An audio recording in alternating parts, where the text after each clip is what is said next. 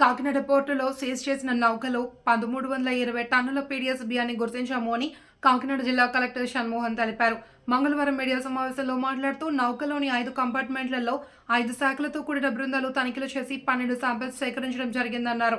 నౌకలో మొత్తం 4000 టన్నుల బియ్యం ఉండగా అందులో 640 టన్నుల పీడీఎస్ బియ్యం ఉంటాయి అని అనుకోగా అదనంగా మరో 680 టన్నుల్ని గుర్తించామన్నారు. Agenda is lot of days nunchi you have seen PDS rice మన కాకినాడ పోర్ట్ నుంచి illegally బయట దేశాలకు వెళ్తుందని మనం with the support of Honorable CM and Honorable Deputy CM and Minister for Civil Supplies ఒక large search operation తర్వాత ఒక large number of teams వేసి మనం రైస్ మిల్స్ సహా every అంటే కంప్లీట్ చైన్ లో రైట్ ఫ్రమ్ రైస్ మిల్స్ దగ్గర నుంచి exporter godowns and then ships వరకు మనం ఒక పద్ధతి ప్రకారం చెక్ పోస్ట్ మనం వెరిఫై చేయడం, తర్వాత ఆల్రెడీ ఏదైనా స్టాక్స్ ఉన్న వాటిని సీజ్ చేయడం జరుగుతుంది. అందులో ముఖ్యమైనది మనకి 9th of November నాడు మనం MV Stella L అని ఒకటి పనామా ఫ్లాగ్ ఉన్న ఒక షిప్ మన కాకినాడ పోర్ట్ లో యాంకరేజ్ పోర్ట్ లో మనం ఉండడం, కాకినాడ యాంకరేజ్ పోర్ట్ అయింది. అక్కడ దాంట్లో మనకి పైనపేసి నేను విజిట్ చేసినప్పుడు నేను విజిట్ చేసినప్పుడు ఒక 640 టన్స్ ఐడెంటిఫై చేయడం జరిగింది.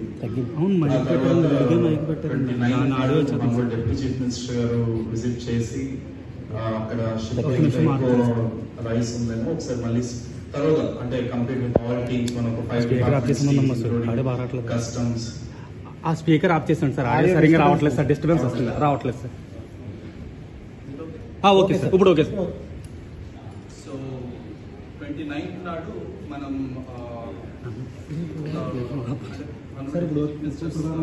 విజిట్ జరిగింది ఆ పోర్ట్ లో.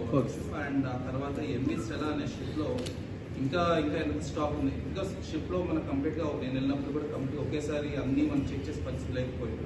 Was cyclone period and I went alone. I needed team also. Team కూడా కావాల్సి ఉంది.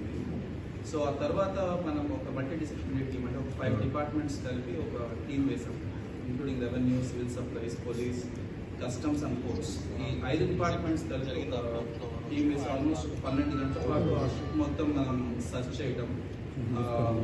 షిప్ లో హ్యాచెస్ ఉంటాయి. హ్యాచెస్ అంటే కంపార్ట్మెంట్స్ లాగా ఒక 5 కంపార్ట్మెంట్స్. ఈచ్ కంపార్ట్మెంట్ లో ఎక్కడెక్కడైతే రా రైస్ అంటే వైట్ రైస్ ఉందో, బాయిల్డ్ రైస్ అవన్నీ పక్కన పెడితే వైట్ రైస్ ఎక్కడైతే ఉందో ఈచ్ కన్సైన్మెంట్ లో ఒక శాంపుల్ తీసుకుని రావడం జరిగింది. అలా మనం 12 శాంపుల్స్ తీసుకురావడం జరిగింది 5 హ్యాచెస్ లో.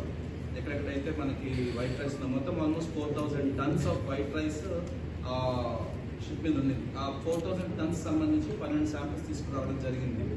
సో టెస్ట్ జరిపిన తర్వాత దాన్ని 1-2 సార్లు వెరిఫై చేసుకున్న తర్వాత మొదట అనుకున్న 640 టన్స్కి అదనంగా ఆల్మోస్ట్